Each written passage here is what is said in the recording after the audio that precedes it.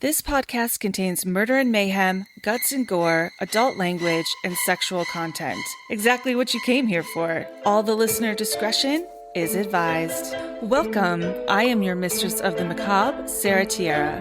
Grab your Ouija board, light the candles, and grab your jar of human teeth because you and I are going to escape for a bit. Pour yourself a cocktail, pull the window shades closed, and find a cool, dark, quiet place. Because right now we delve into the macabre. Hello, my little murder muffins. Welcome back to the Mistress of the Macabre podcast. We are back again this week. We are on part 2 of the Gorilla Man Strangler case, and it is going to be horrible. You're welcome. So where we left off last week was, remember that dumbass firefighter Franny? He had seen his landlady being raped post-mortem and then decided everything was fine. Remember that whole debacle? And then he ended up going to the Texas lunch. And then remember how I fixated on trying to find the menu for the Texas lunch? Then after that, the police started arresting every man wearing a greasy gray fedora hat. Then they declared that they caught the strangler, but it was some blue-eyed dude, so it was not him. That is where we left off. Also, I see the stats of this show, and I just want to say, to those of you who listen to, only part 2 of a topic, y'all are wild as fuck. How do you even know what's happening? I don't understand, but it's okay. You do you. If that's what you're into, go ahead. Stephen and Mary Nisbet, both in their early 50s, owned a small apartment building in Oakland. At around 4:50 p.m. on August 16th, Mr. Nisbet, who was also a school custodian, arrived home from work. Entering his second-floor apartment, he called out to his wife, but there was no answer. Inside the kitchen, he found the ingredients for a stew: carrots, chopped onions, and potatoes. Yum. As though his wife had been interrupted in the middle of making dinner. He assumed that she had just stepped out for a moment, possibly to borrow an ingredient from a neighbor, and that she'd return. Mr. Nisbet spent a few minutes inside the apartment. In the bedroom, he found his wife's purse sitting on her dresser, so obviously she couldn't have gone too far. He settled down in the living room with his newspaper. When Mr. Nisbet looked up from his paper, it was almost 6 p.m. and his wife still hadn't returned home. As far as he knew, there was only one thing that she had intended to do that day, which was to go to the offices of the Oakland Tribune and take out a classified ad for the vacant apartment on the first floor of their building. But she had planned to do that before noon. He decided next to check with the neighbors, but no one had seen Mary Nisbet all afternoon. One of the second-floor tenants suggested that she could have gone to the corner grocery store to make some last-minute purchases.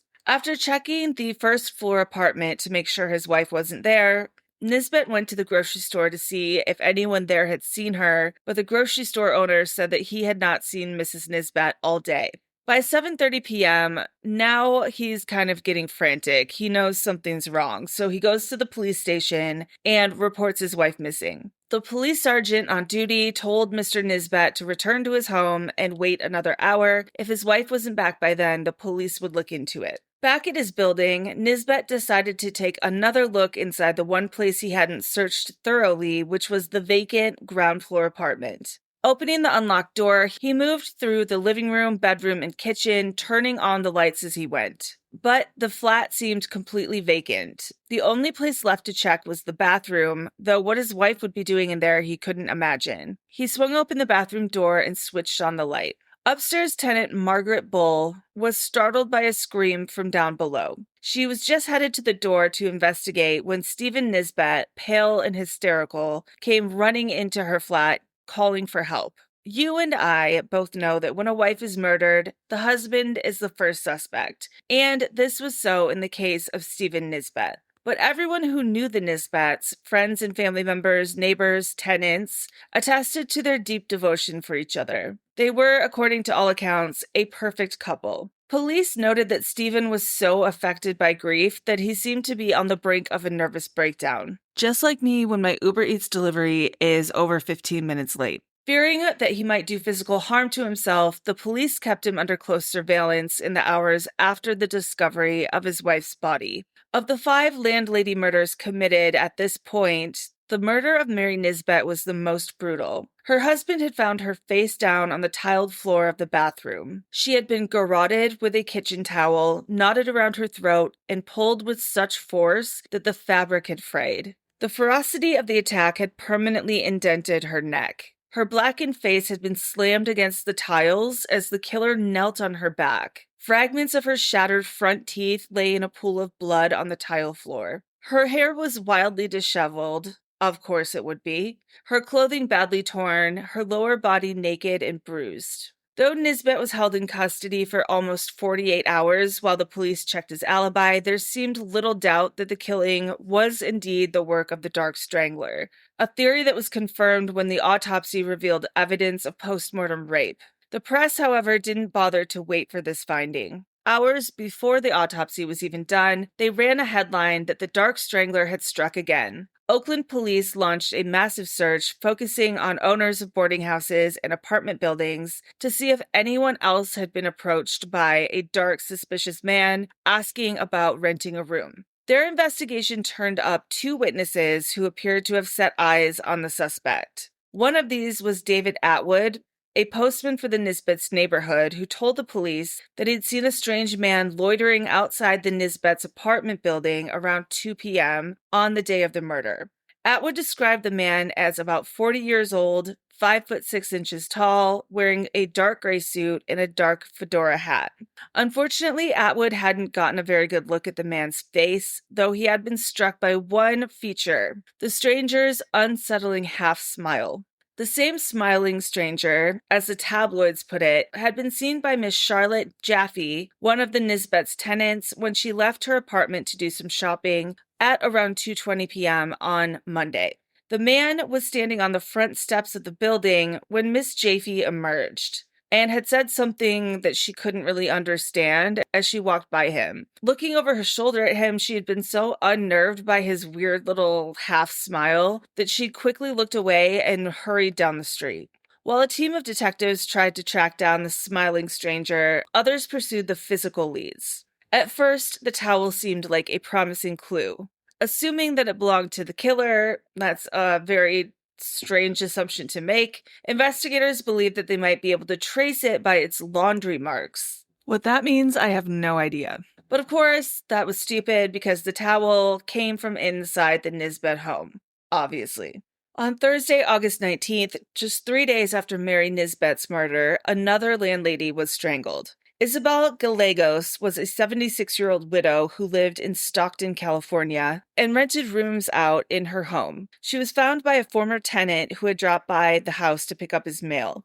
As soon as this tenant, his last name is Parlett, as soon as he stepped inside the house, he saw that something was wrong. The place had been turned upside down. Closets were ransacked, dressers emptied, clothes and household items were tossed onto the floor. He found Mrs. Gallegos in the bedroom. Her face was blue, her eyes bulging, and she had a cotton pillowcase twisted tightly around her neck.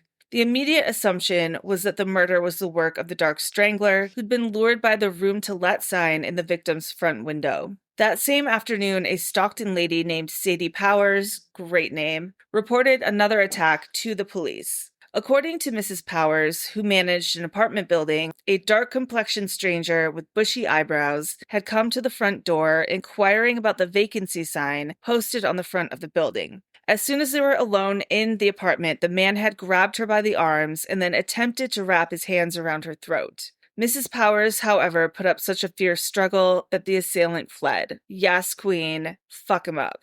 Even as police followed up on this lead, however, they were beginning to wonder whether Isabel Gallegos had in fact been a victim of the Strangler, since the state of the crime scene suggested robbery, not rape and murder, as the main motivation. I mean, I'm rolling my eyes like, it's him. When the autopsy revealed that Mrs. Gallegos had not been subjected to a sexual assault, the police chief and other members of the Stockton force were even less inclined to attribute her death to the Strangler. I'm still like, hello, it's him. Once again, the investigation had hit a dead end. However, on Saturday, August 21st, another suspect was identified. John Slivkov was a Russian immigrant whose physical description matched the widely broadcast descriptions of the Strangler. A police detective had spotted Slivkov loitering on a Sacramento street corner and, noting his resemblance to the mystery killer, had picked him up for vagrancy. The following day, Tuesday, August 24th, efforts to identify John Slivkov as the strangler fell through. After viewing the suspect, David Atwood, Charlotte Jaffe, and Merton Newman, remember Merton Newman, agreed that John bore absolutely no resemblance to the man they had all seen. 6 months by now has passed since the first murder, and investigators were no closer to a solution than they had been in the very beginning. Only one thing seemed certain. Whoever the strangler was, he clearly had a Jekyll and Hyde nature. To win his way into the homes of his victims, particularly at a time when the entire Pacific coast was on alert for a strangler, he would have to be a man who made an exceedingly good first impression. He would have to be polite, well-spoken, and innocuous. Once alone with his prey in a vacant apartment, however, he underwent a terrifying transformation, turning into a lust-driven monster who murdered and raped with the fury of an animal. If we look at Nelson's pattern here, so during his 16-month murder spree, he will murder several people in a frenzy, and then he has a cooling off period of anywhere between 3 and 12 weeks. Nowadays, we recognize this as a classic pattern of serial homicide, officially defined by the FBI as a string of random murders interspersed with emotional cooling off periods of varying duration. As we know, this man is a classic serial killer in every way. On October 19th, 1926, at around 3:30 p.m. in Portland, Oregon, a 15-year-old boy named Charles Withers had returned to his house and found that his mother was gone. This one is really sad. I mean, they all are. I guess there's no trigger warning because this whole show is a trigger warning, but this one bums me out a lot. So this kid, Charlie Withers, he comes home and his mom is gone, and at first he's not concerned. His mother, a 32-year-old divorcee named Beta, was often out running errands or visiting with friends when he got home from school. He went about his business expecting her to show up at any moment. But when she still wasn't home by dinner time, he became worried enough to call Bob Frenzel, an intimate friend of his mother's who lived just a few blocks away. As soon as Frenzel arrived, the two searched the house and discovered that Mrs. Withers' overcoat was missing along with her hat and pocketbook. Clearly, she had gone somewhere. Frenzel called around to her friends, but none of them had seen or spoken to Beta all day. That night, 15-year-old Charlie slept alone in the big empty house. That is so sad. Early the following morning, he went to the police station and reported that his mother was missing. What a good kid. He did the right thing. He went to school that day, hoping that his mother would be there waiting for him when he got home. He even went to school. Your only parent is missing. That's a reason to skip school. And he was like, no, I'm a stand-up kid. I'm going to get up early, go to the police station before school, and then go to school for a full day. That's crazy. Poor Charlie. As soon as he stepped through the front door of his house, however, his heart sank. He could feel the emptiness of the house even before he looked around and checked the rooms and saw that she was not there. Once again, he called Frenzel, who showed up this time with another family friend, a gentleman named Cook. Frenzel proposed that the three of them do a more thorough check of Mrs. Withers' wardrobe to see what garments she might have taken with her besides her topcoat and hat.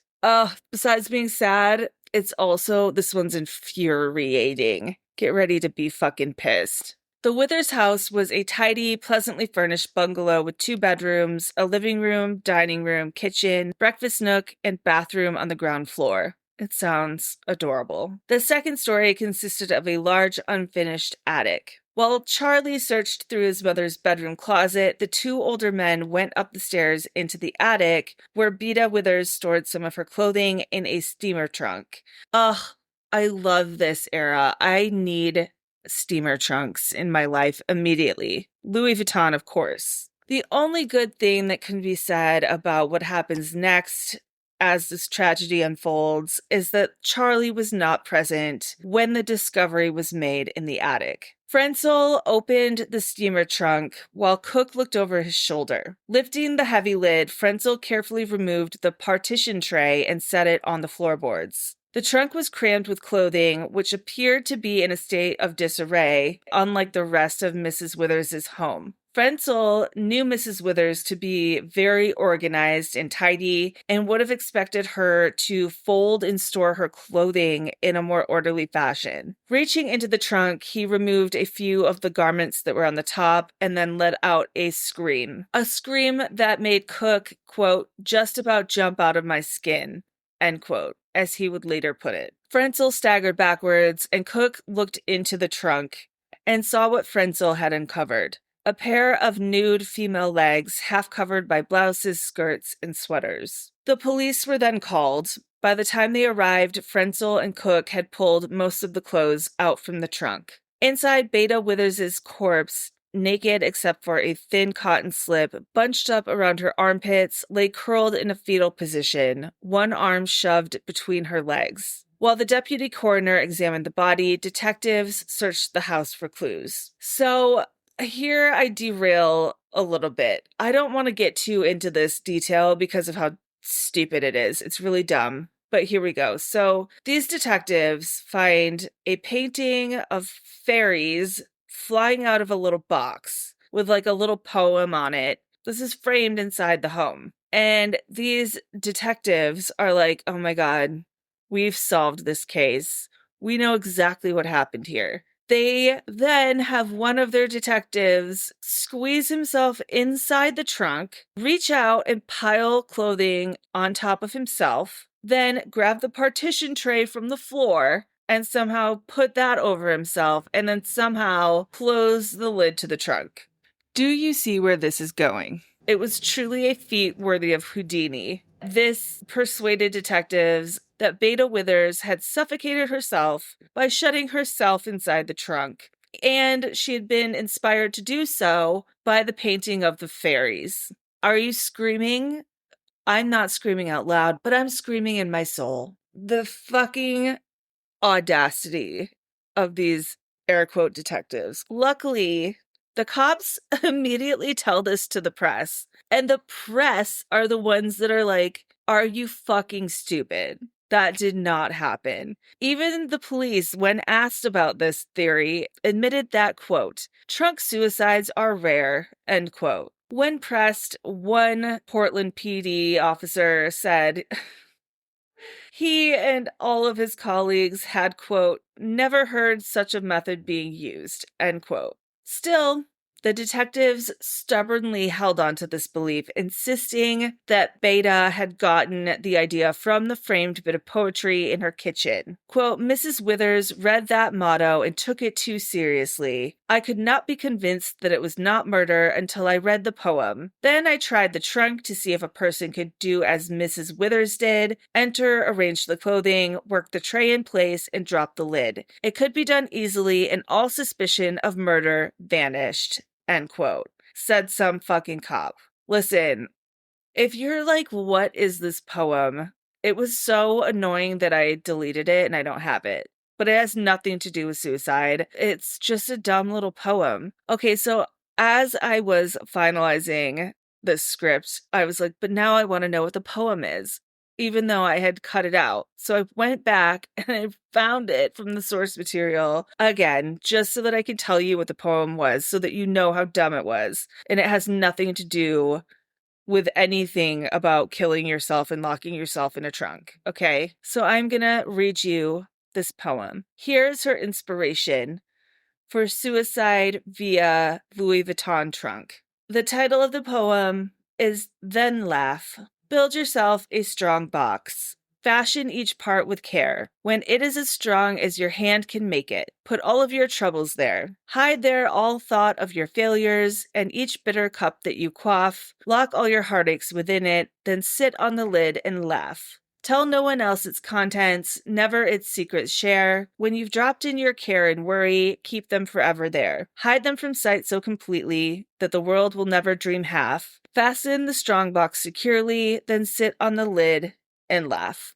That's it. With little fairies. That's it. So diabolical, right? So fucking evil, demonic, makes you want to lock yourself in a fucking trunk. So obviously, that whole thing is stupid. Moving on. Stains that turned out to be a mix of blood and saliva were quickly discovered on the pillow of Mrs. Withers's bed, and the debate raged on in the police department only whether it was murder or suicide. Luckily, police did continue their investigation, bringing in various people for questioning, including Bob Frenzel, whose car had been seen in front of the Withers home on the morning of the murder, and Mrs. Withers's ex-husband, Mr. Charles Withers of Seattle, who himself was like, y'all are stupid. This was not a suicide. He told the press, I do not believe she would have done such a thing. Also, Mr. Withers and Frenzel both had airtight alibis. Other people acquainted with Beta Withers shared her ex-husband's point of view. One of her neighbors, for example, a woman named Miriam Wright, had spoken to Mrs. Withers just hours before her death. Quote, she was working out in the yard on her dahlias. She appeared unusually happy, talking about her plans for her garden this winter and next spring. Why it seems impossible that a few hours later she would have crawled into a trunk and committed suicide.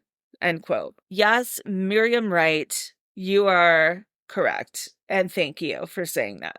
Police agreed that Mrs. Withers appeared happy, but that doesn't mean she didn't kill herself. So police are asking around, and a few of her friends were saying that Beta might have been in financial trouble, she might have been in debt, and in danger of losing her house. The thing that points to that is the fact that she had decided to take in boarders to generate extra income. Just a few days before her death, she had placed a room-to-let ad in the newspaper. Ding, ding, ding, wouldn't you immediately be like, oh, this is the Gorilla Man? The most explosive evidence of all in this one case was when the police found poor Beta's personal diary. They found it in her bedroom dresser. The press will call it the Love Diary, and it is a chronicle of her ill-fated love affair with Bob Frenzel, who she wrote lied to her about his marital status. I am not gonna, all these years later, further drag this poor woman through the fucking dirt. First of all, she's single. Let her do what the fuck she wants. Second of all, fuck off. Don't read her diary. Third of all, she didn't kill herself. Anyways, I am now not gonna read her diary. It's irrelevant. It has nothing to do with it. I feel so bad that they even found it. I feel bad that this even happened to her. I just feel bad. So I'm not going to read it. It's nothing crazy. She went out with Bob. They had fun on New Year's Eve. They banged. And then, you know, he didn't say he was married. And she found that out later. And she, of course, was like upset by that, as anyone would be.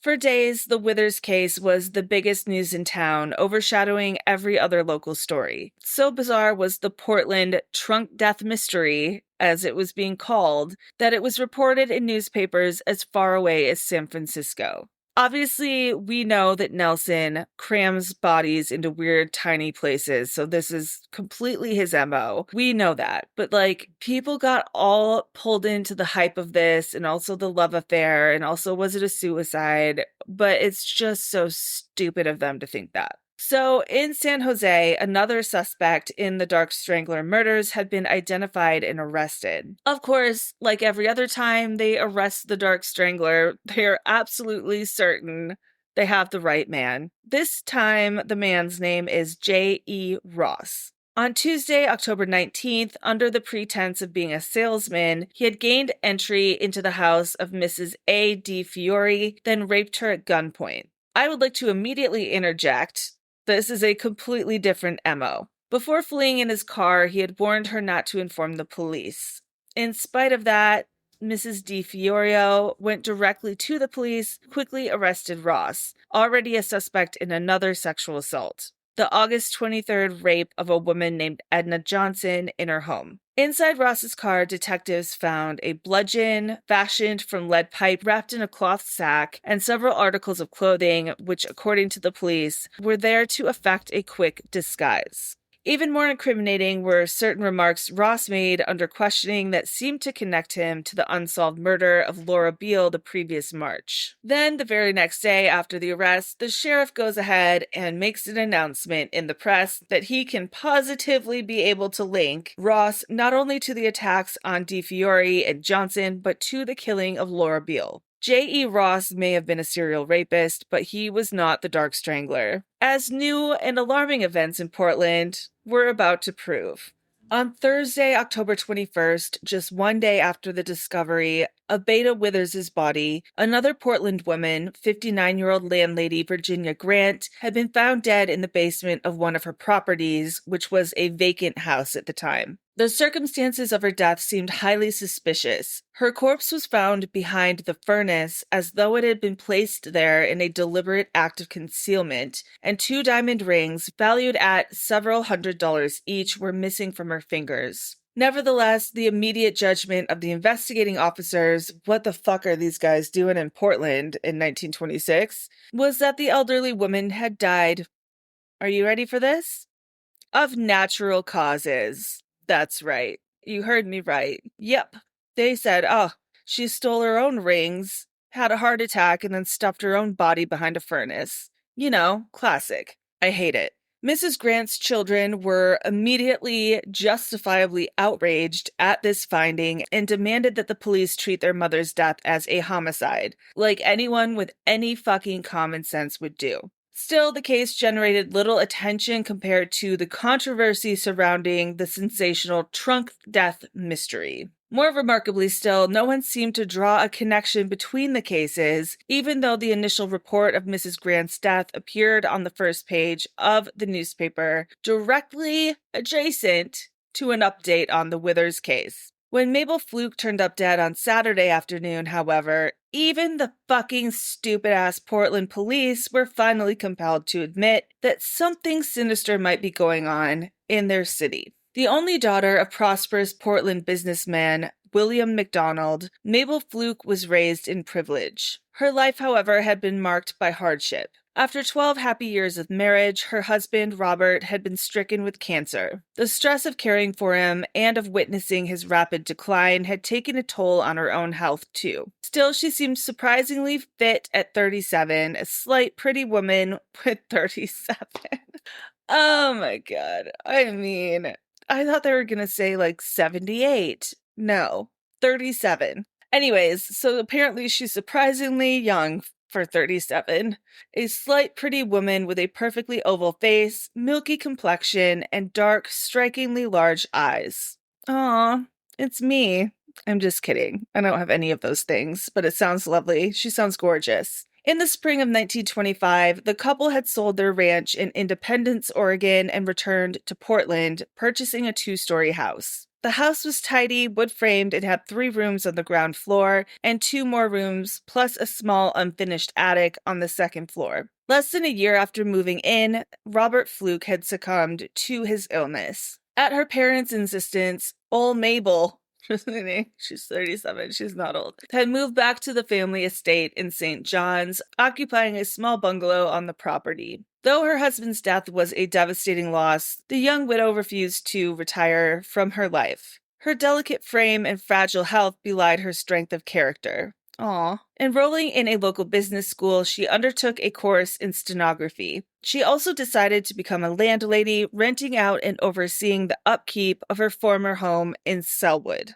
On Saturday, October 16th, Mabel had placed an ad in the newspaper that read 5-room bungalow, completely furnished, electric range, garage on paved street. Reasonable to responsible party. There Wednesday, 10 a.m. to 5 p.m. Very early Wednesday morning, before her parents had gotten up for the day, Mabel left St. John's and headed out to Selwood, intending to do some house cleaning before any prospective tenants arrived. At approximately 11 a.m., a woman named Emma Schultz, who lived next door to the Fluke house, stepped on her porch and saw the young widow on her hands and knees scrubbing her own front porch. Mrs. Schultz called a greeting to Mabel, who looked up from her work and exchanged a few words with the older woman, explaining that she might go out to the country after renting the house. Mrs. Schultz, who assumed that Mabel was referring to Independence, Oregon, where Robert Fluke's family lived, spent a few more minutes chatting before going back inside her own house. Another neighbor, a woman named Newton, who lived across the street from the Fluke house, noticed the young widow on several occasions that day, the last time at approximately 1 p.m., when Mabel came to the front door to admit a young couple who had just driven up to look at the house. 2 hours later, Mrs. Newton glanced out of her kitchen window and saw another car pull up. A family of 4, a father, mother, and 2 teenage girls, stepped out of the car and onto the front porch. The husband rang the doorbell, and when no one answered, he tried again. After another brief wait, the family held a quick conversation, then got back into their car and drove away. When their daughter failed to return home that evening, Mabel's parents weren't alarmed, believing that she had decided to either sleep over in Selwood or to travel on to Independence to visit her husband's family. By Thursday night, however, William MacDonald was anxious enough to send his son, William Jr., out to the Selwood house. William Jr. returned a few hours later and told his parents that Mabel wasn't there and that the house had been locked. Then William Sr. went to the St. John's police station. An officer accompanied him to the Selwood home. Using a skeleton key, the two men entered the house and made a quick search of the downstairs. Lying on the kitchen table was a package of tea, a paper sack containing 4 eggs, and Mabel's keyring. They found her purse inside a drawer, and the sight of it made her father panic. The two men then went upstairs. It only took a moment to check the 2 bedrooms that were up there. There was no sign of Mabel in either of them. That left only one place left to look: the attic. The attic was nothing but a narrow space approximately 5 feet tall by 9 feet wide. It was accessible through a small hinged panel in the hallway. A police officer opened the panel. It was pitch black inside the attic, but he had a flashlight with him and cast the light into the attic. Mabel was on her back, wearing the same dress she had been wearing on Wednesday. Her right shoe was still on her foot. The other was lying on the floorboards nearby. She had died of strangulation. Her silk scarf had been wound tightly around her neck and double knotted on one side. The smell of decomposition in the cramped space made it clear that she had been dead for several days. The discovery of Mabel Fluke's body, the third mysterious death in Portland in less than a week, sent shockwaves through the city. Even the police, who seemed so reluctant to confront the truth, admitted that there were significant connections between the cases. All 3 had occurred in the same section of town, southeast Portland. Each woman had been offering rooms to rent and had recently placed ads in the local newspapers. All 3 bodies had been found in a concealed place, crammed inside a steamer trunk, shoved behind a furnace, and hidden in a small attic. Mabel Fluke had very clearly been strangled, and there was a real possibility that both of the other victims had also been strangled. Certain personal items were also missing in each case. Like Virginia Grant, Mabel Fluke had been wearing diamond rings that were missing from her fingers, and her overcoat, like Beta Withers, was nowhere to be found. For the first time, the Portland authorities were beginning to make another connection, too. Speaking to reporters that Saturday evening, the police captain acknowledged that the deaths of Mrs. Withers, Grant, and Fluke bore an unsettling resemblance to the recent spree of killings in the Bay Area of California. He urged that, quote, women stay away from untenanted houses unless accompanied by a man. In all of these cases, the women had advertised their places for rent. Whenever a woman has such a place to rent, at least until we find out more about these cases, it is better that she have somebody stay with her until the business is transacted. This may frighten many women, but it is better that some should be frightened than there should be any more lives lost. It appears to me that this is the work of someone who is watching these advertisements. End quote. Even the dumbass motherfucking detective behind the trunk suicide theory suddenly declared publicly that, quote, Mrs. Withers and Mrs. Fluke were murdered without a question. And though I haven't investigated the Grant case as yet, I believe she met her death at the hands of the same person. End quote. So in Oregon, most people were unaware of the California crimes. However, the next day, Sunday, the Morning Oregonian filled its readers in on the story. So for the first time, the citizens of Portland are learning about the string of murders and stranglings that have been terrorizing the Bay Area, the work of the Dark Strangler. But, of course, there are still some dumbass officials in Portland who are like, nope, it's not the Dark Strangler. These are unrelated tragedies. Although the facts of the Fluke case are irrefutable, a strangled female corpse shoved into an attic sure seems like a strong indication of foul play. A deputy coroner made the unfortunate conclusion that she may have taken her own life by knotting the scarf around her own neck, and once again stealing her own rings and cramming her own dead body into an attic. The bruises on her elbows, he explained, had been caused by, quote, her efforts to draw the knots tight, one arm having struck the side wall of the attic, the other the floor, end quote. Which is so fucking infuriating. And while we're on this topic, the debate over Beta Withers' trunk death is still raging. After consulting several medical texts on asphyxiation, County Coroner Earle Smith told reporters that, as far as he could see, the Withers case looked like a murder. During the second stage of asphyxiation, he explained, the person lapses into unconsciousness, but the body and limbs begin moving spasmodically, even violently, due to the action of uncirculated blood on the nerves. That's not quite correct, sir, but okay, I mean, close-ish. If Mrs. Withers had suffocated inside the trunk, Smith said, she would have dislodged the tray and trunk lid in her death spasms. Also, he noted that her body wouldn't have been lying in the peaceful, apparently sleeping attitude in which it was found. There was only one possible conclusion, according to Smith. Mrs. Withers was already dead before she was placed in the trunk. Okay, so at least one person is reading a book and putting some things together. That's good. I'm glad we at least have that much. Thank you, Mr. Smith, Dr. Smith, County Coroner Smith. Still, dumbasses are around. So, in opposition to Coroner Smith's statement was the opinion of a, quote, high police official, end quote, who, speaking anonymously to reporters, pointed out that there were no apparent marks of violence on Mrs. Withers' body. Moreover, her love diary proved that she was hopelessly despondent, that she owed bills amounting to several $100s, and that her house was about to be turned over to the mortgage holders. For these and other reasons, including the testimony of our good friend Bob Frenzel, who told investigators that she had threatened suicide the previous year, the unnamed official held firm to his belief that Beta Withers had taken her own life. There was no indication that any of the women had been sexually assaulted, a fact which some officials used to debate the fact that they were murdered. You can be murdered and not raped. Do these men not know that? Listen, who even knows what they're basing the not raped on? Maybe it's just because there's no semen, but also, like, maybe he didn't climax, so it's not... I don't trust any of these people. I don't think they know what they're talking about. I think these women were definitely most likely raped. When asked about if the woman could be murdered and not raped, the police chief replied, there are numerous varieties of perverts, including those who kill solely for the thrill of it.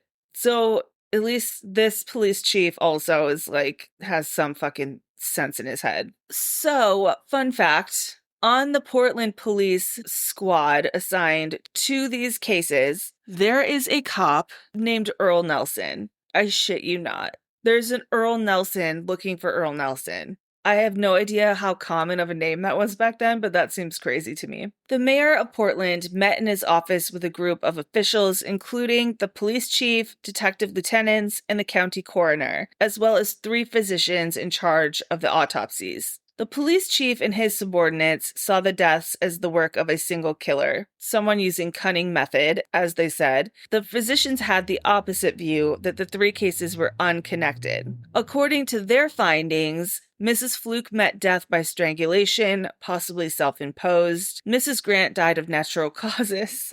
I can't even say that one out loud. And remember, Mrs. Grant is the one that had a heart attack, stole her own rings, and then shoved her own body behind the furnace. Okay. And then they said Mrs. Withers died of suffocation, possibly self-inflicted. Most smartest.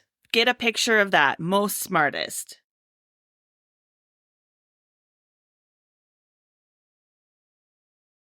Mrs. Fluke was the one crammed into the attic with her rings missing. Mrs. Grant is the one who was shoved behind a furnace with her rings missing. And Mrs. Withers was found crammed into a steamer trunk. But these are all either natural or self-inflicted, according to these doctors that did the autopsies. We are all screaming internally at these dumb dudes. Defund these 3 physicians. Oh, wait.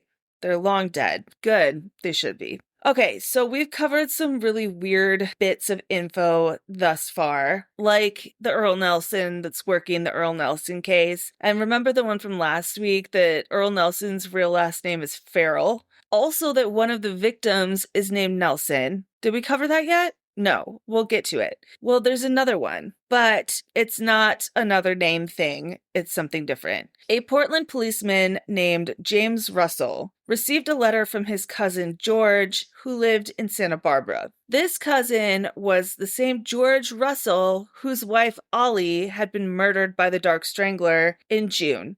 Included in the letter was a description of the suspect that had appeared in the Santa Barbara papers. 35 years old, 5 feet 8 or 10 inches tall, heavy build, especially shoulders and chest, and very dark. Said to be of Greek nativity, although speaking excellent English, and to be a restaurant worker, either a cook or dishwasher, and also a construction worker. So as Patrolman Russell read this letter, he suddenly recalled that while making his rounds on the previous Tuesday, he had spotted someone matching this very description in the vicinity of Mabel Fluke's house in Selwood. At the time, of course, Russell hadn't thought anything of it, but now, reading this, he wondered if the man he saw was really the Dark Strangler. So, that connection is crazy. There's lots of crazy little connections in this story. So, Russell's story immediately made it into the local newspaper, which published the description of the Strangler. But by that time, Nelson had used his escape skills once again, the ones that had earned him the nickname Houdini, and he had vanished from the city. Almost 3 months had passed since the murder of Mary Nisbet, the last of the Strangler's Bay Area victims. Mrs. William Anna Edmonds occupied a spacious 2-story house directly across from Golden Gate Park.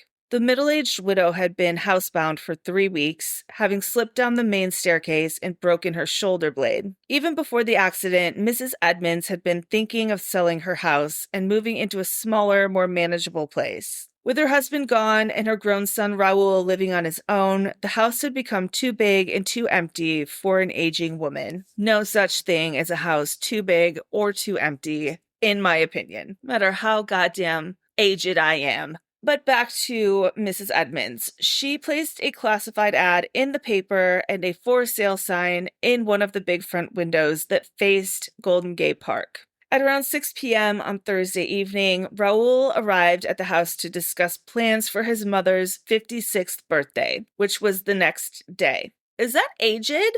Is that an aged woman? 56? I don't even know anymore. I'm so old that I don't even know. Probably. I have no idea. You kids, you tell me. Just kidding. Don't fucking tell me. I don't want to hear it. Okay, back to this. Raoul, he shows up at his mom's house, rings the doorbell, but there's no response. He then walks around to the back of the house and saw that the back door was wide open. This was highly unusual. His mother is described as having a nervous temperament. I also have a nervous temperament, by the way, and had felt even more vulnerable since her accident. She always made sure to lock her doors when she was alone. Inside the house, Raoul called out to his mother, but there was no reply. He began to search the home. By the time he reached the second floor, he was already starting to panic. He checked the bedrooms, but they were empty. That left only one more place to look, which was the radio room, where his mother liked to relax in her armchair and listen to music on her RCA console. Listen, I had to look up what that was, but I was immediately like, fuck yeah. It's that huge record player / radio thing that looks like a huge ass china cabinet. It's massive. It was literally a radio room in this house because that console took up the entire room. You know it did. I love those consoles. I love a radio room so much. I mean, she's gonna be murdered in it, which sucks, but I love the concept, and I love just picturing her chilling in her armchair and enjoying her RCA console and just having a peaceful moment. I love that for her. I'm sad someone stole it from her, but not the RCA. It's too big to steal. But, her life and those moments of her life. Anyways, go look at pictures of RCA consoles if you're feeling bummed out by this episode. They're amazing, and you might feel better, but probably not. I will put them on my social media posts and my website. All right, back to this horrible, terrible story. So Raoul tries to open the door to the radio room and was surprised to find that it was locked. His mother had never locked it before, ever, so he was like, this is weird. He used his pocket knife and picked the lock. That's hot. Inside, his mother's dead body lay sprawled on the floor, her gray hair tangled, her skirt pulled up to her knees. The jewelry she normally wore, 2 diamond rings and a pair of diamond earrings, were missing from her body. The police later discovered that her purse had also been stolen from her bedroom. At first, the police hesitated to connect this crime to the Dark Strangler. Listen, this is a single, older woman murdered in her home after placing a classified ad in the newspaper. I would say that that is just a little bit familiar to what they've been dealing with, but okay. But the reason that they're hesitating to connect this case to the other ones is because Mrs. Edmonds had 2 faint bruises on her neck. There were no signs of a violent struggle. There was no ligature or garrote used, which, you know, we're all rolling our eyes at this. We know what those 2 bruises are. They're thumbs. They're thumbprints. He used his hands. She was strangled. Also, I bet her hyoid bone is going to be broken. Just a guess. The thumbprints on her neck, those sure do indicate violence, I would say. I would say they most certainly do. But let's see if the police get their shit together or not. The other thing that police question is the fact that her body had not been concealed, but as we know thus far, not every single victim of Nelson's was concealed. Yes, most of them are, but there's still a good amount that are left sprawled on top of a bed or on the floor or in a bathroom, so that is not the end-all be-all. The missing jewelry definitely is another link between all of the cases, but this, for some reason, this time, the police are like, oh, this was a robbery gone bad. But there's going to be another body that pops up and they're going to fucking finally realize everything is connected. On Friday, 3 things happen that dispel any doubts about what is going on here. First, a witness came forward, a neighbor named Marjorie Patch. I love that name. According to her story, around 1:30 the previous afternoon, she had dropped by Mrs. Edmonds' house and found her on the first floor in the living room talking to a strange man. When Mrs. Edmonds explained that she was engaged in a business deal relating to the sale of her house, Mrs. Patch excused herself and left, but she did get a good look at the stranger that Edmonds was talking to. The description she gave police was close to the description of the Strangler. A well-dressed working man, about 35 to 40 years old, smooth-shaven, with dark hair and olive complexion. The fact that the robbery had not been the sole motive behind the murder was solidified when a pathologist confirmed that Mrs. Edmonds had been not only strangled to death, but also sexually assaulted as well. So there you go. Then, Friday night, the Strangler attacked again. At approximately 6 p.m., a pregnant 28-year-old woman named Mrs. H.C. Murray was viciously attacked in her home. This time, there was absolutely no doubt that the culprit was the Dark Strangler. Everything about the incident was exactly the same as his previous attacks, except for one crucial difference. Mrs. Murray lived to tell her tale. She told it to reporters from her hospital bed where she was traumatized and recovering. Mrs. Murray's house had been on the market for the past several months. Like Mrs. Edmonds, she had taken out an ad in the papers. There was also a hand-painted for sale sign on the front lawn. At around 5 o'clock on Friday evening, while her husband was still at work, someone came to the door. He saw the sign and rang the bell. Mrs. Murray told the reporters gathered at her bedside. I opened the door. I had not the slightest thought of meeting the Strangler, but I always make it a practice to take every precaution when showing strange men the house. I kept a considerable distance from him from the moment I let him in, at least 6 or 8 feet. I also left the front door open. I mean, smart of her, for sure. The dark-haired man, standing about 5'7" or 5'8", looked presentable. He was dressed in a blue suit with a white shirt, a yellow-colored tie, tan shoes, and a brown fedora. Gross, Earle. You sound like you look like shit. The man removed his hat and began to speak in a polite, well-spoken way that put the young woman at ease. Quote, he first asked the price of the place, and then he said he would like to look at it. I let him in, and he examined the rooms in much detail. He is evidently very familiar with building and construction, for he used expressions relating to such things that I did not understand myself. End quote. While touring the rooms, the stranger began chatting about himself, explaining that he was planning to get married in 3 days. "This will be my third marriage," he said. "The first time my wife nagged me to death. The second one I took to dances and would find sitting on the laps of other men. I couldn't stand that." There was something in his tone that made Mrs. Murray pause and take a closer look at him. Quote, "I was curious to see the sort of man the woman was going to get," she said. She judged his age to be around 32 or 35. He was nicely groomed, clean-shaven, and his receding black hair was neatly trimmed, as though he had just been to the barber. He had thick black eyebrows and an olive complexion, though he was clearly not a foreigner. His two most striking features were his dark, piercing eyes and strong, white, perfectly even teeth.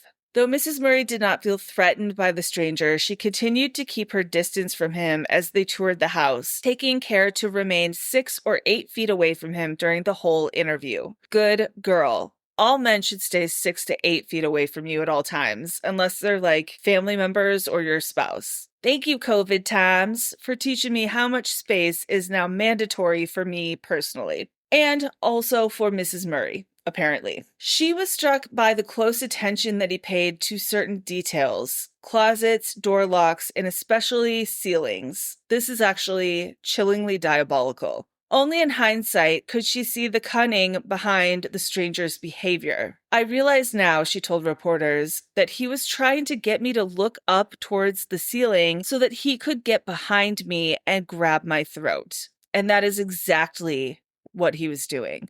Isn't that chilling? Something so small as pointing out architecture in a house that you are potentially buying. Mrs. Murray had deliberately left all the window shades up. Entering the main bedroom, the stranger stepped over to the window and casually put his hand on the window shade pull. "Whoever designed this house sure put the windows in places to get plenty of light," he said. Then, as if testing to make sure that the roller functioned properly, he pulled down the shade and left it that way. This guy, I am glad we have her insights, because these details are the things that keep me up at night. He's doing normal people shit in a normal person way, and she's not even freaked out by him at all. And he's pointing out normal things. You would look at, like, the architecture of the building, or, like, if everything works, if the windows let in light. Like, all of this is so normal, but that's why it's so terrifying. Next, Mrs. Murray told the papers that she did let it slip that her husband would not be home from work until around 6 p.m.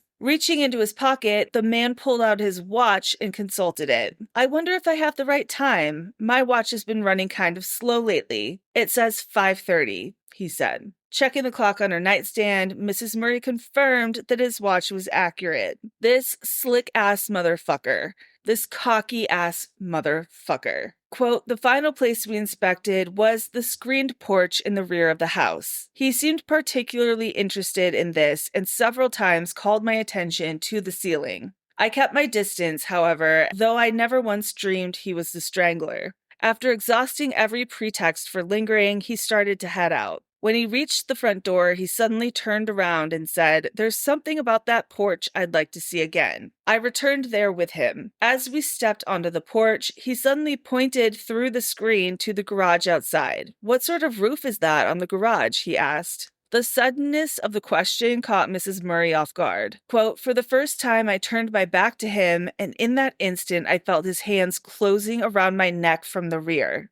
End quote. The realization hit her with a sickening force that this was the Dark Strangler. But unlike his previous victims, Mrs. Murray was a young woman. Screaming wildly, she tore at his hands with her fingernails. 'Fear must have given me strength, for I succeeded in breaking that terrible grip,' she said. Turning on him, she clawed at his face, then threw herself through the screen door and nearly fell down the steps leading from the back porch. Bleeding from his scratches, fuck yeah, fuck him up, girl. The strangler turned and ran through the house, leaving through the front door. Still screaming for help, Mrs. Murray ran to the front of the house, reaching the street just as the strangler disappeared around a corner. A car was passing by, and she yelled, 'Stop that man, he attacked me, he's the strangler.' Neighbors had come outside to see what the commotion was, and a neighbor ran to call the police. Yes, bitch, let him have it, you're a fucking queen. I love Mrs. Murray, she's a fighter. And she's pregnant during all of this, don't forget.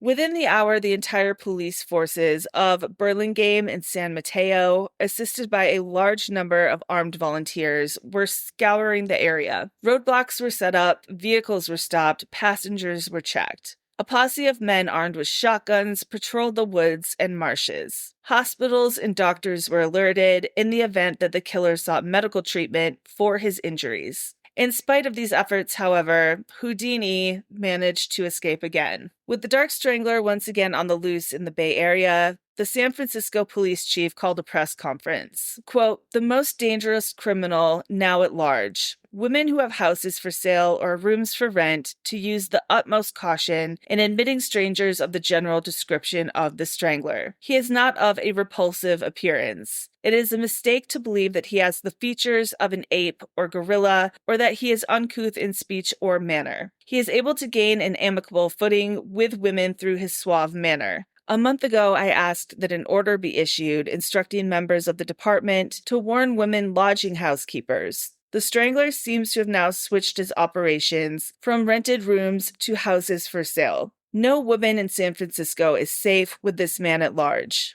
The police department is doing everything possible to capture him, but it must have the cooperation of the citizenry to the fullest extent." End quote. Mrs. Murray had barely escaped from becoming Nelson's 10th murder victim. Mrs. Florence Fithian Monks of Seattle would not be as lucky. Now, my sources blame Florence for her own murder by saying that it was her fault because she wore lots of gorgeous jewelry. I say that it's Earle fucking Nelson's fault, and if a woman wants to be fabulous, she has the right to do so without being murdered. Jesus fucking Christ. But I will sit here and give you a full rundown of the jewels because they sound absolutely gorgeous. Apparently, she wore them while doing chores or going to the grocery store, and I say we all need to bring this shit back. That reminds me of my grandma. Hair perfect, jewelry perfect, everything perfect, just to step out of the house and go to the back garden. Love that so much. Do I have the energy to do that? No. But, someone can bring it back. Someone else. Anyways, this woman is amazing. And anyone that talks shit about her and says she caused her own death can fuck off. But let's get back to how fabulous Florence was for a second. Okay, so she would even wear her jewelry while doing chores. She was like, "Hello, these are my vacuuming diamonds." And I am like, "Yes, Florence, that is fucking amazing." Okay, so her hands were adorned with no less than 4 diamond rings worth at least $5,000. How much was that in 1926? I have no idea, but I'm going to look it up. Oh, you guys. I'm dead. I love this bitch even more. So we're only on the rings. We're going to get to all the rest of it. Just the rings alone. $5,000 in 1926 is over $93,000 in today's money. I'm swooning over Florence. I love her. Okay, so that's the rings. She also wore a diamond bracelet and earrings, a triple strand choker made of genuine pearls, honey. You know that shit's not fake. It's Florence. She had a cluster of jeweled pins, and on the bosom of her camisole, a large diamond sunburst valued at over $3,000. Yas, queen. Her friends repeatedly cautioned her about the dangers of wearing this jewelry, calling them a temptation to almost any thief. Listen, Earle Nelson, yes, he takes shit from victims, but he's a penniless wandering vagrant. He does not murder for these things that he takes. He murders because he's a sexually motivated serial killer. So wearing jewelry in this case did not fucking cause this gorgeous queen to be murdered. And she didn't cause her own demise. I don't want that narrative out there anymore because that shit is fucked up. So several times a week, Mrs. Monks made the long drive from her country estate, of course she does, she probably has more than one, in Echo Lake Park to her home on Capitol Hill, staying by herself in the big empty house, as a queen fucking does. But Mrs. Monks scoffed at these warnings. "I'm not afraid," she would say with a carefree little wave of one ring-laden hand. I mean, icon behavior. Oh, then I forgot to tell you this part. So besides all of her fabulous jewelry she wore all the time, she also strapped a small sack of loose diamonds to her right leg just below the knee. Icon. Legend. She also kept 2 diamond-studded brooches wrapped in a handkerchief and pinned to her underclothing. Like, I'm screaming, we need a movie about Mrs. Monks. We need a book. I need photos. I need photos of the jewelry. Like, she's a legend. I need to know everything about this woman. Also, I want a satchel of diamonds strapped to my leg. Can you imagine? Oh my God, that's happening. The twice-widowed woman had inherited money from both of her husbands. Of course she fucking did. She had relocated to Seattle from New York City, of course she did, 5 years earlier with her second spouse, John Monks. Mr. Monks had died soon after the move, definitely was an arsenic-laced martini, leaving his wife with substantial real estate holdings in Manhattan. Girl, goals as fuck. She was so rich that when she had a $35,000 loss through a failed investment, hold on, let's look it up. Oh my God. Which in today's money is, drumroll please, $652,963.56 today. So she lost that much money and she didn't even blink. And she told her friends that that amount of money was, quote, a trifle, end quote. Among her friends, she was rumored to be worth at least $500,000, which back then was about $10 million. Having decided to make her country home her sole residence, Mrs. Monks had been trying to sell the Capitol Hill house. She had placed a for sale sign in the parlor window and taken out weekly ads in the Seattle Times. The most recent had appeared on Monday, November 22nd. The ad indicated that Mrs. Monks would be at the house between 11 a.m. and 3 p.m. on Wednesday the 24th to show the property to interested parties. She showed up a day early, driving down from Echo Lake Park first thing Tuesday morning. Not long after her arrival, she made a phone call to her friend. The two women discussed plans for several upcoming social functions, including a dinner party Mrs. Monks was organizing. Neighbor Anna McDonald saw several people show up that day to see the house, including a young couple, a gray-haired man, and a tall blonde man. At around 2:30 p.m. that same day, Mrs. Monks called her caterer, Otto Kirchbach, to discuss the upcoming party she was planning. Her own personal caterer. You know who she's giving? She's giving Patricia from Southern Charm. I'm in love with that woman. I mean, she has a butler in 2026. That's insanity. And her jeweled and feathered muumuus are life. But I will say that Mrs. Monks wears Chanel skirt suits and not muumuus, but like they're giving the same energy. Mrs. Monks is giving couture business attire, even in retirement, for sure. It was going to be very elaborate, Kirchbach later recalled. I had bought turkeys and other things for it, and she wanted the turkeys carved in front of the guests. She also asked me to change her order for punch to one for cider and to supply small raisins. I want to hear everything that was on that menu, literally every detail, but I unfortunately don't have that. After about 15 minutes, Mrs. Monks said, "I've got to go now, Otto. Someone's at the door." She then hung up the phone. Later, Kirchbach would wonder if that someone had been Mrs. Monks's killer. Shit.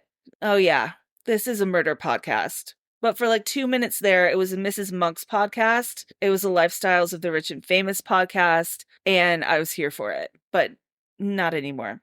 At approximately 8 p.m., a friend of Mrs. Monks came by the house as planned to discuss the big dinner party. He rang the bell again and again, and he was surprised that Mrs. Monks did not respond. He then went to a nearby drugstore, called her from the payphone, but got no answer. So he returned to the house and walked around it. All of the windows were dark. Confused, he headed back to his home. At around 6 p.m. the following evening, Wednesday, November 23rd, 1926, neighbor Edward McDonald looked out of his living room window and saw a middle-aged couple standing on the front porch of Mrs. Monks's home. The man was pounding on the door angrily. Mr. McDonald went out to investigate. The man said that he and his wife had called Mrs. Monks the previous week and made an appointment to see the house. They had come a really long way and they were pissed off that she was not there. Since Mrs. Monks spent only part of each week in the city, she arranged for MacDonald to show the house if she wasn't there. So MacDonald went and got his key, let the couple inside, and began to lead them around the premises, but they were clearly not interested in the house. They must have had terrible taste because I'm telling you, Mrs. Monks's house was probably lit as fuck and gorgeous. Fools. They missed out. Before they had finished viewing the first floor, the man with bad taste announced that he and his wife had seen enough. Thanking Mr. MacDonald for showing them around, the couple with bad taste left. MacDonald headed back to his house, wondering where Mrs. Monks was. It was completely unlike her to forget an appointment. Something important must have come up. About an hour later, it occurred to him to check her garage. When he saw her car was parked inside it, that's when he became worried. Clearly, Mrs. Monks could not have gone very far. He also knew that she suffered from dizzy spells and was worried that she could be lying unconscious somewhere in the house. He went to the house of another neighbor, and the two men went to search Mrs. Monks's house, beginning in the attic and working their way down to the cellar. In the cellar, MacDonald couldn't find the light switch. Striking a match, he and the other man looked around the room, empty except for the big, silent furnace that loomed in the shadows. But they saw no sign of Mrs. Monks. I know you already know where this is going. At approximately 8 p.m., an hour after the two men had given up and gone back to their homes, the caretaker of her country estate showed up at her door. He had been trying to contact her by phone since the previous evening. This man knew about Mrs. Monk's heart condition and was worried about a medical incident, so he had driven down to investigate. He knocked, but there was no answer, so he let himself into the house with a spare key and searched the first floor. Inside the kitchen, he discovered an entire loaf of bread, an untouched marble cake, oh my god, yum, and a wilting bunch of celery. The house was nearly empty because most of the furniture had been removed in anticipation of the sale. The only exception was Mrs. Monks's second-floor bedroom. Switching on the light, Raymond was startled to see something that MacDonald and the other dude had somehow overlooked. The bureau drawers had been opened and ransacked, and so had the closet. But he did not see Mrs. Monks. Raymond then made his way down to the cellar. Unlike MacDonald, he knew where the light switch was, so as soon as he turned it on, he panicked. Something heavy had been dragged across the dirt floor. There was a trail leading from the foot of the stairs to the rear of the furnace. Even before he crossed the floor and looked behind the furnace, Raymond knew what he would find. When his worst fears were confirmed, he ran up the stairs and made a frantic call to the police. The murder of Florence Monks was a milestone in the Dark Strangler case. Not only did it cause an uproar in Seattle, but it even made the pages of the New York Times, which ran a half-column story about the murder. For the first time, the Strangler case was national news. Not that everyone assumed that the wealthy widow had been killed by the Dark Strangler. The crime definitely fit the Strangler's MO. Her body was stuffed into a cramped, concealed space. She was a widower who lived alone. There were finger marks around her throat, and she had obviously been choked to death. There was also a large contusion on her head, resulting in a hemorrhage between the scalp and skull. The coroner, who was openly skeptical of the Strangler theory, believed that Mrs. Monks may have been bludgeoned to death, possibly with a coal shovel that was found a few feet away from her body. Given her heart condition, it was also conceivable that she had died of shock, allegedly. The post-mortem exam conducted the following day seemed to prove this theory. As the newspapers delicately put it, the examination failed to disclose the slightest evidence that the woman had been subjected to any indignity. The coroner told the press that robbery and not sexual homicide was the motive for the crime, which we all know is fucking bullshit. Supporting this theory, police discovered that shortly before her murder, Mrs. Monks had emptied her safety deposit box at the Seattle National Bank of all of its contents, including a collection of diamond pins, rings, and bracelets that had been appraised at somewhere between $4,000 and $5,000. Besides the jewelry he had stripped from Mrs. Monks's body, the killer had apparently made off with these jewels too, making authorities believe that the killer was someone with an intimate knowledge of the widow's habits. This, I will concede, that's an appropriate assumption. I would look at this and think that It was someone that knew she was going to that bank. It's someone that worked at that bank. It's someone that followed her home from that bank. The timing that she would empty that box and then immediately be murdered is crazy. And that it was just random, that Nelson randomly happened upon her right after she had done that is wild. But yeah, I would assume that too. So yeah, Nelson basically just got lucky, air quote lucky, so to speak. Over the next few days, detectives focused their attention on several suspects, primarily the gray-haired man and the blonde man who had come by to view the house. But both men had airtight alibis, and the police were left with only one lead, provided by a Mrs. Louise Baker, Mrs. Monks's niece. Several weeks earlier, a dark, round-faced stranger had appeared at her aunt's door, holding some kind of paper which had Mrs. Monks's name on it. Just as the widow was about to close the door on him, the stranger asked if she lived there alone, and she told him that it was none of his business and slammed the door in his face. Fuck yeah, that's our girl. She is everything, and this is the energy we need. When Mrs. Monks told her this story, Mrs. Baker was like, it's dangerous for you to spend so much time in that big house all by yourself, especially with so much valuable jewelry. But Mrs. Monks had laughed off her niece's fears. She laughs in the face of death, Mrs. Monks. She's fucking Syrio Forel from Game of Thrones, mixed with, like,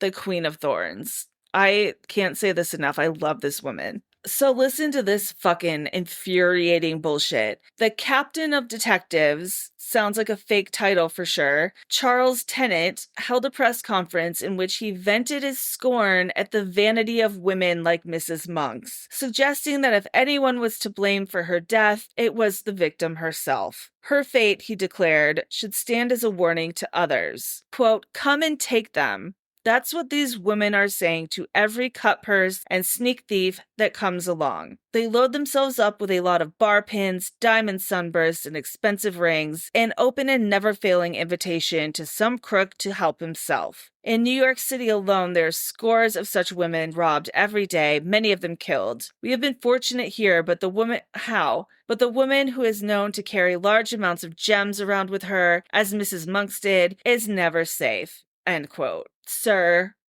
go fuck yourself. The chief of police, however, disagreed. Thank God. Taking issue not with only the captain, but the coroner as well, the chief declared his conviction that the killer of Mrs. Monks was the same fiend who had already killed a string of landladies in San Francisco and Portland. Tiny little finger claps. One man has common sense. Congratulations. Quote, there is no question in my mind that the man we're looking for is the same criminal who has had such uncanny success in covering up his tracks in California and Portland. The methods of working are exactly parallel with the procedure in the murder of Mrs. Monks. End quote. He then described the suspect as, quote, the most cunning and cold-blooded killer in the annals of Pacific Coast crime. A killer whose perverted senses delight in the throttling of helpless women. He speaks good English, is integrating in the extreme, is of vigorous constitution, brawny of build, although fairly short of stature, and has the smooth olive complexion of a man of Italian or Serbian descent.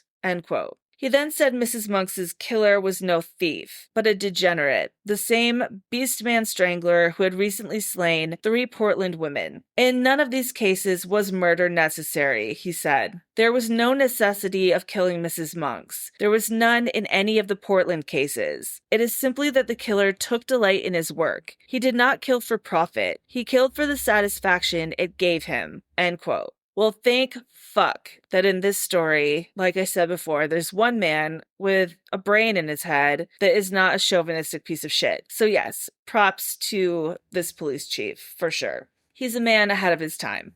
At noon on November 29th, 1926, the doorbell rang at the Portland home of 48-year-old Blanche Myers. She got up from the dining table where she was having lunch with a friend, Alexander Muir, left the kitchen door ajar, and went to the front door. Do you want to know what they were having for lunch? Because I certainly did. They were having a delicious, classic lunch of liver and eggs with pumpernickel bread and coffee. Yick. But very 1926 of them. Muir could hear Blanche having a conversation with a male visitor. Muir owned the home, but he leased it to Blanche Myers, who in turn rented out the 2 spare rooms on the second floor. She had begun taking in lodgers 4 years earlier when her husband, Frederick, died of a heart attack, leaving her with 2 kids to raise. At the moment, the smaller of the spare bedrooms was vacant, and Mrs. Myers had placed a room-to-rent sign in the front window. Muir was himself recently widowed at 30 years old, and he enjoyed having lunch and chatting with Blanche.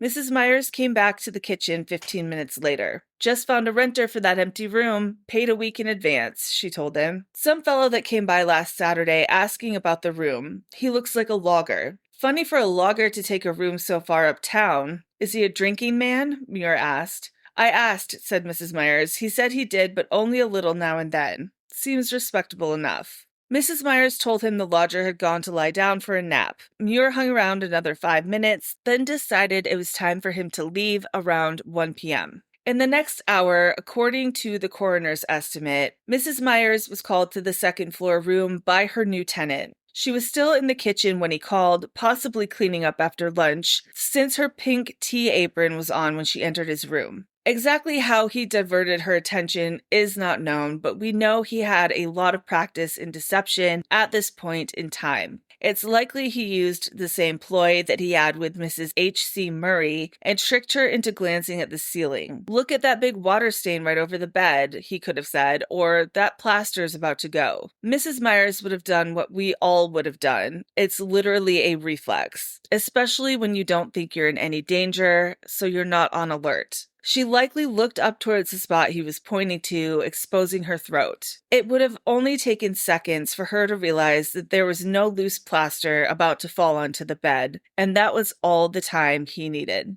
In an instant, he attacked. Mrs. Myers' older son was away at college, but his younger brother still lived at home. It was the younger brother, Lawrence, who notified the police after his mother had been missing for 12 hours. Police officers responded to the call. They found Mrs. Myers in the upstairs room. Lawrence himself had looked in the room when searching for her, but he failed to see her body because it was shoved beneath the single bed and concealed by a low-hanging quilt. Blanche had been strangled to death with her pink tea apron. I bet you knew I was going to say it was the pink tea apron, didn't you? You little detective.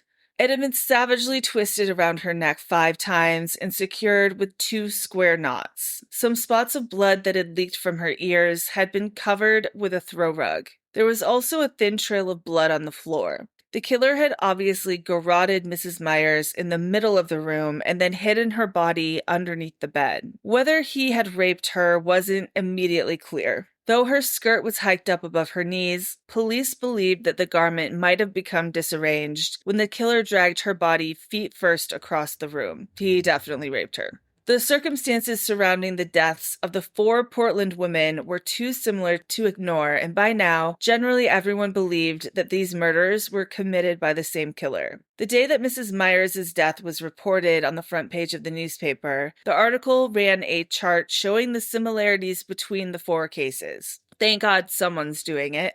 Mrs. Beta Withers, 35, a landlady, her body found jammed inside a trunk. Mrs. Virginia Grant, 59 years old, a landlady, her body found stuffed behind a furnace. Mrs. Mabel Fluke, 37, a landlady, her body found hidden in the attic. And now Mrs. Florence Myers, 48, a landlady, her body found stuffed beneath a bed. In the latest case, as in each of the others, a few items belonging to the victim had been taken by the killer, who had made off with Mrs. Myers' diamond engagement ring, her wristwatch, and a total of $8.50 from her purse. It was the opinion of the police chief, despite this, that robbery was not the motive of the crimes, since some of the items stolen from the victims, like Beta Withers' hat or Mabel Fluke's coat, were of no real worth. Very astutely, I think, for the first time, the Portland police chief told reporters at a news conference that the killer had taken items more as curios or souvenirs than for their value. Correct, sir.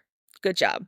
Exactly why a homicidal maniac would be interested in mementos was a puzzle to the police, though it wouldn't be at all surprising to us today, and we know that it's common for a serial killer to remove trophies from a murder scene, fetishistic objects associated with the victim. anything from a driver's license to a body part, that helped the killer relive his crimes and fantasies. Amazingly, for the time period, they immediately sealed off the Myers crime scene, and no one was permitted to touch anything in the room until the coroner arrived and the fingerprint expert had dusted the entire room. Even the cigarette butts found in an ashtray were collected for analysis, which is pretty ahead of its time. To preserve a crime scene that way and collect evidence that way, it's like the very, very, very beginning of this shit, for sure. This diligence had an immediate payoff. The fingerprint expert was able to discover and photograph 3 perfect fingerprints on the iron headboard of the bed, which police checked against thousands in their files. In the meantime, the Portland chief of detectives issued a public warning to all Portland landladies. Do not show your houses or rooms for rent while alone. If necessary, call a policeman to accompany you. Crimes such as these should be prevented and could be prevented if women would be more careful. Go fuck yourself. I do not wish to unduly alarm the people of Portland, but there is no denying that the situation is grave. I am confident that the man operating in Portland is the same slayer who murdered the women here. You don't have to be much of a sleuth to know that the murders are the work of the same man, he said. Alexander Muir, the last person to see the victim alive, came forward right away. Unfortunately, though, he had not seen the suspect. He did provide one useful lead, recalling something Mrs. Myers had mentioned, that the stranger had initially come by her house on the previous Saturday to ask about the room. Pursuing this lead, detectives discovered that one of Mrs. Myers' oldest friends, a Seattle resident named Nellie Stengel, had visited the victim on that Saturday. They immediately interviewed her at her home. Much to their disappointment, though, Mrs. Stengel had not seen the suspect. Apparently, she left before he arrived. So now the entire city is in a panic, and the mayor of Portland announced that he would provide $100 of his own money for information leading to the arrest and conviction of the Dark Strangler. The reward fund was matched by citizens and the city council, and soon was up to $1,300. And this is fucking hilarious. The mayor is then like, I am gonna withdraw my personal offer. He was like, just kidding. I don't actually care about women dying. I want my money back. What a fucking twat. Also, in case you wanted to know, $1,300 in 1926 is $24,000 today. Mrs. Myers' younger son, Lawrence, made an eerie statement to reporters. His mother had apparently experienced a strange premonition of her death. Just 1 month earlier, she had handed him a sealed envelope, instructing him to open it in case of an accident. Inside, as Lawrence had just discovered after her death, was a brief obituary notice handwritten by his mother and a request that she be buried in a vault at the Portland Cemetery in an inexpensive coffin. That Mrs. Myers, for whatever odd reason, had been thinking about the possibility of her own untimely death was confirmed by the deputy coroner, who happened to be a friend of Mrs. Myers. So, about a year before she was killed, the coroner said that he and Mrs. Myers had been talking about his work. Well, Ben, she had said, if you ever find me lying dead, please don't take my body to the morgue. I want it to go to the Holman and Lutz undertaking parlors. At the time, the coroner had made light of her concern, wondering why such a young woman would even be thinking about that, but now, remembering her wishes, he made sure to follow them. Even as the morticians at Holman and Lutz were preparing Blanche Myers' body for burial, a major break was occurring in the murder investigation. It was the most significant turn in the Dark Strangler case since the testimony of Mrs. H.C. Murray, the pregnant woman in California who had survived her terrifying attack by the killer. 2 elderly widows, Mrs. Edna Gaylord, a manager of a rooming house in Portland, and her longtime tenant, Mrs. Sophie Yates, revealed that during the 4 days preceding the most recent murder, they had been sharing their home with the Dark Strangler. According to the 2 women who told their story to the police on Wednesday, December 1st, a man calling himself Adrian Harris had showed up at the boarding house exactly 1 week earlier at around 10 a.m. on the day before Thanksgiving. They described him as a short but stocky man in his late 20s with a swarthy complexion, dark hair, and piercing black eyes. In one hand, he had a shiny new suitcase. Though somewhat shabbily dressed, he presented himself like a perfect gentleman, taking off his brown cap as he stood on the doorstep and introduced himself. He was a carpenter, he said, who would be working in Portland for an indefinite period of time. Mrs. Gaylord noticed that he spoke with a lisp, his thick lips bulging slightly when he talked. When the landlady confirmed that she had a room available on the second floor, he took it without even seeing it and paid her a week's rent in advance. Mrs. Gaylord led him up to his room and left him there to get some rest. He had been traveling all night, and he explained that he felt dog-tired. Later that day, he came down into the parlor where Mrs. Gaylord and her tenant were chatting by the fireplace. He settled into a chair, pulled out a pack of cigarettes, and joined the conversation. Before long, the talk turned to Thanksgiving Day plans. The landlady said she was not in a financial position to make much for dinner, but that she'd do her best to put together a nice meal, and Mr. Harris was welcome to join them. Harris chatted with the two women, telling them about his background. He was Danish. He had parents that immigrated from Copenhagen when he was 5. He said he'd been married for a brief time, but his wife couldn't stop flirting with other men, so he had divorced her. Mrs. Gaylord and Mrs. Yates shook their heads as he provided several shocking examples of his ex-wife's shameless behavior. Since the breakup of his marriage, he had been moving around, making his living in logging camps. He had now managed to save up money, he said, and wanted to start his own construction business, building and selling small houses in Portland. After 15 minutes, the well-spoken young man, whose only fault that she could see was being a smoker, excused himself and returned to his room. A short while later, he reappeared in the parlor, dressed in a coat and a hat. "I'll be back in a short while. I have some errands to run," he said. He showed up at the house again an hour later, carrying several overstuffed grocery bags. Taking them into the kitchen, he set them on the counter. The two women followed after him, delighted and surprised. He was smiling from ear to ear, almost like a small child, and he said, "Tomorrow we will have a real holiday feast." So he had gone out and bought a shitload of groceries for Thanksgiving Day dinner. And like a little kid unwrapping birthday gifts, he began emptying the bags onto the counter. Mrs. Gaylord said, "But Mr. Harris, there's so much food." And the man said that he had gone whole hog on the groceries, spending $14. That is $260 today, which is a good amount of money for food for 3 people, honestly. Then the 3 of them had a grand old time together the following day. They made Thanksgiving dinner and stuffed themselves on food, while Mr. Harris told them stories about spiritualism, the occult, and philosophy. He was clearly a very religious person. His speech was heavy with recitations of the scripture. Way to ruin Thanksgiving, Earle.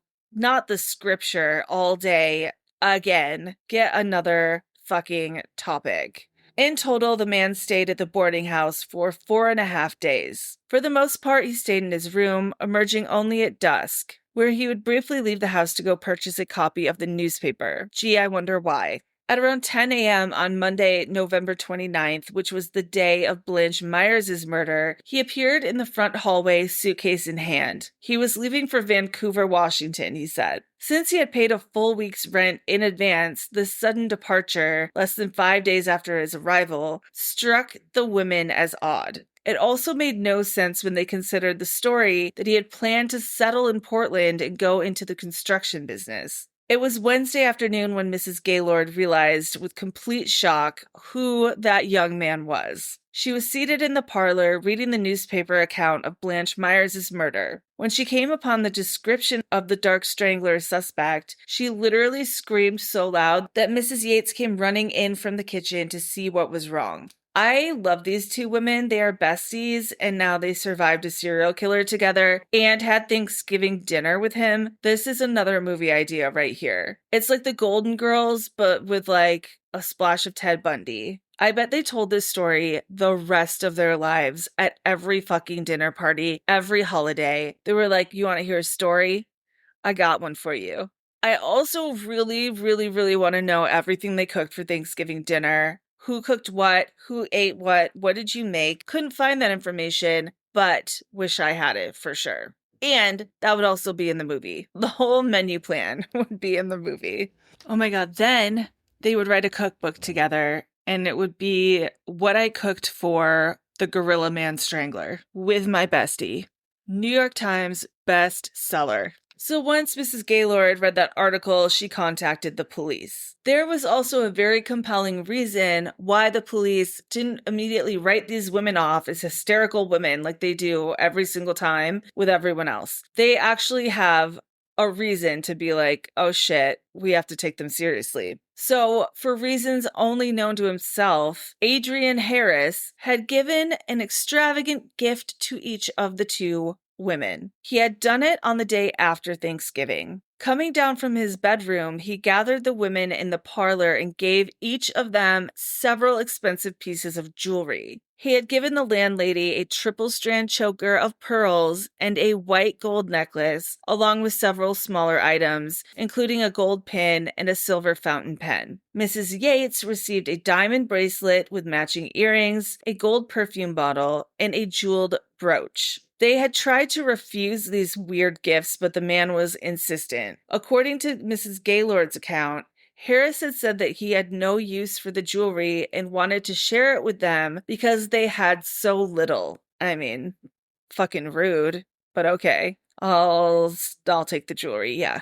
You can give me them diamonds. Less than 15 minutes after receiving Mrs. Gaylord's call, detectives arrived at her house to examine the jewelry. The moment they saw it, they knew. This was the jewelry of the fabulous Mrs. Florence Monks. The jewelry that Adrian Harris had given to the two widows was an exact match. And they were like, fuck, we don't get to even keep it? That sucks. By Wednesday evening, the jewelry was at police headquarters in Seattle, where the three most striking pieces, I'm sure they were all striking though, the white gold necklace, the triple strand string of pearls, and the diamond bracelet were arranged on a black velvet jeweler's tray and photographed. The picture appeared on the front page of the following day's paper. Less than 45 minutes after the paper hit the newsstands, police received a call from Mrs. Harry G. Allen, a close friend of the victim. Those look like Florence's jewels, she said. She was brought down to the headquarters by squad car to view and identify the jewelry, which she confirmed they belonged to Mrs. Monks. Later in the day, several more of Mrs. Monks' friends and neighbors had positively identified the jewelry. On top of that, 4 different pawn shop owners had called the police with the same exact story. The previous day, a dark-complexioned young man had appeared in their stores attempting to sell a white gold woman's pin, which was stolen from Mrs. Monks. None of the pawnbrokers had purchased the pin because Nelson turned down all of their offers for some fucking reason. This didn't lead to anything at all. So then they go to every single pawn shop and they just start arresting people that had pawned shit that might look like the Strangler. They did this to 12 different men, actually, and none of them were Earle fucking Nelson. They then compared the fingerprints of these men to the fingerprints they found on the iron headboard at the Blanchmeyer's crime scene. None of them matched, so all of the men were released. Police then lifted fingerprints from a black pocketbook that Mrs. Monks had, and they compared them to the fingerprints from the headboard, and they were a match. So now they can definitely connect those two murders. This was followed by a frantic manhunt by the police that led exactly nowhere. The Strangler's whereabouts were unknown. Portland investigators did manage to turn up another eyewitness who had come into contact with the killer. This was a grocer named Russell Gordon, who owned the store where Adrian Harris had purchased $14 worth of groceries on the day before Thanksgiving. According to Gordon, Harris was such a pleasant, soft-spoken, and polite individual that it was almost impossible to believe he could be the notorious Strangler. First of all, Gordon, he is aggressive to older women, and you're not one, so your opinion really doesn't matter. Quote, "Why, I never spoke to a nicer mannered fellow," end quote. Gordon told the police when they interviewed him. Listen, we all know that most men have zero intuition, and this is one of the billion examples of that. I always think about, like, if a boyfriend and girlfriend were at one of the fundraiser events that Ted Bundy went to, the woman would be like, that guy gives me the creeps. And the man would be like, but he's so polite. He seems like a great guy, honey. He's so charming. And then later she would be like, look at the newspaper. I fucking told you so, Kevin. And then she would get to bring it up for the rest of his life. Anyways, this is just one account of many, including the 2 landladies that Nelson had stayed with and others that had spent time with him and lived to tell about it, that he is polite and well-spoken. As one newspaper said, quote, "When not in the midst of his heinous crimes, the Dark Strangler has an engaging personality, quiet habits, and pleasing manners." End quote. No, he's actually a fucking freak show, but he is able to hide behind a mask pretty well. Quote, "The murderer isn't a maniac in the sense that he is mentally deranged, but there must be a screw loose somewhere," end quote, said the chief of detectives. The best explanation that authorities could come up with was that the Strangler possessed a dual personality, and they love to call him a real-life Dr. Jekyll and Mr. Hyde. In 1926, a criminal who could seem perfectly ordinary one moment and then turn into a sexually motivated killer the next was clearly so extraordinary that he seemed like a man out of a horror novel. The time had not yet arrived when psychopathic lust murderers, capable of concealing their malevolence behind a mask of bland normality, would become a grimly familiar feature of American society. By now, the Pacific coast had gotten too hot for Nelson, and he would never return to either Portland or any of his other previous hunting grounds. Instead, he embarked on an odyssey that would eventually take him to the opposite end of the continent and halfway back again. Keeping on the move was not a problem for this homicidal maniac known as the Dark Strangler, and sometimes the Phantom Killer. Ever since adolescence, when he would disappear from his family home for weeks at a time, he had been possessed by a powerful wanderlust. 3 weeks after Blanche Myers' murder, he would show up in Council Bluffs, Iowa. For the next 6 months, he would head southward to Kansas City, Missouri, and then Philadelphia, Buffalo, Detroit, and Chicago. And everywhere he went, women died. And that is where we are leaving things for today. We obviously will pick it up next time with the next murder, and there's still a lot more left. So yeah, I mean, this fucking guy is the only thing that comes to mind. I think you might know what time it is. It's time for nature. It's fucking cool. Photos of the harpy eagle always make me stop everything I'm doing and just stare at them. They are so terrifying and gorgeous and amazing. And I just right this second realized that they basically are the Mothman. The harpy eagle is legendary, although few people have seen one in their native habitat. These great birds are named after harpies, the predatory, frightful flying creatures with hooked beaks and claws of Greek mythology. This dark gray bird of prey has a very distinctive look, with feathers atop its head that fan into a bold crest when the bird feels threatened. Some smaller gray feathers create a facial disc that may focus sound waves to improve the bird's hearing, similar to owls. Like most eagles, the female harpy is almost twice as large as the male. The harpy eagle's legs can be as thick as a small child's wrist. That's what she said. And its curved black talons are larger than a grizzly bear's claws at 5 inches long. The harpy may not be the largest bird of prey. That title belongs to the Andean condor. But this extraordinary creature is definitely the heaviest and most powerful of birds. Harpy eagles range from Mexico to northern Argentina and live in forested areas. Despite their wingspan, which can reach up to 6.5 feet across, harpies fly through their forest home with great agility. For nesting, harpies favor silk cotton trees and usually build nests 90 to 140 feet above the ground. They like to use trees with widely spaced branches for a clear flight path to and from the nest. Harpies use large sticks to create the nest's huge frame and line it with softer greens, seed pods, and animal fur to make it warm and comfortable. A harpy nest measures about 4 feet thick and 5 feet across, large enough for a human to lie across. Once built, an eagle pair may reuse and remodel the same nest for many years. The strong, silent type, harpy eagles do not vocalize much. When heard, they wail, croak, whistle, click, and mew. Harpies are great at saving precious energy. You will never see a harpy eagle soaring over the top of a rainforest. Instead, the powerful harpy flies below the forest canopy and uses its great talons to snatch up monkeys and sloths that weigh up to 17 pounds. A harpy is capable, in a serious chase, of reaching speeds of 50 miles an hour. It dives down onto its prey and snatches it with a giant outstretched foot. Its short, broad wings help the harpy fly almost straight up, too, so it can attack prey from below as well as above. And the harpy eagle can turn its head upside down to get a better look at its potential meal. The bird perches silently for hours, up to 23, in a tree patiently waiting to catch unsuspecting prey. It has excellent vision and can see something less than 1 inch in size from almost 660 feet away. The deadly talons of a harpy eagle can exert several hundred pounds of pressure, crushing the bones of its prey and instantly killing its victim. A harpy also feeds on possums, porcupines, young deer, snakes, and iguanas. Heavier prey is taken to a stump or low branch and partially eaten, since it's too heavy to be carried whole to the nest. Most of the harpy's food is found in the rainforest canopy and understory instead of on the forest floor. The larger females tend to take sloths and monkeys, and the smaller, more agile, faster males tend to take more quantities of smaller food items. This increases the pair's odds of eating on a regular basis. Harpies are thought to mate for life, but they are elusive in the wild, so it's hard to say with 100% certainty.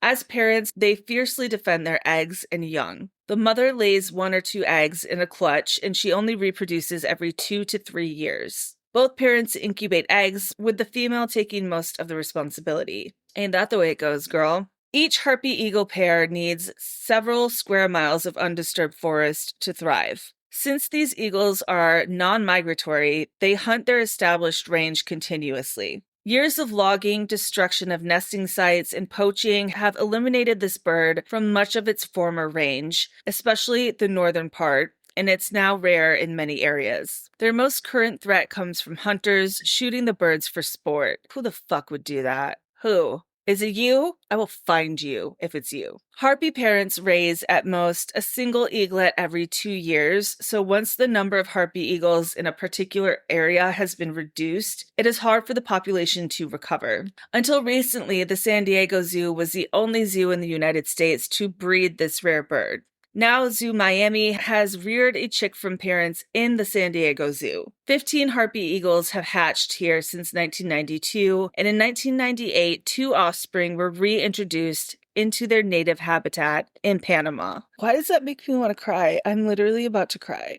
I'm just happy. I hope we can reintroduce them to their native lands and let them live. I will have pictures of this amazing animal. I will have pictures of Earle fucking Nelson. Go fuck yourself. That's it for this week. I will see you next week with part 3. And until then, clutch your fucking pearls. But like, literally, make sure no one steals them from you. And also definitely wear them when you're vacuuming, just to make yourself happy. That's it. I'm leaving now. Okay.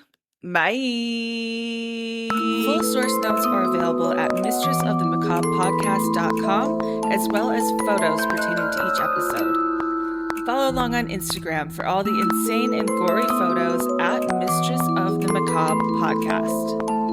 Please leave a 5-star rating and review wherever you get your podcasts. It really helps the show grow, and I will love you forever. And tell a friend, if you even have any. Bonus content is available at patreon.com or on Apple Podcast subscriptions. I'm just one young teenage girl writing, researching, producing, editing, and recording the show. Your support goes a long way. If you have topic ideas, questions, comments, animal facts, or unsettling stories you'd like to share, email me at mistressofthemacablepodcast@gmail.com.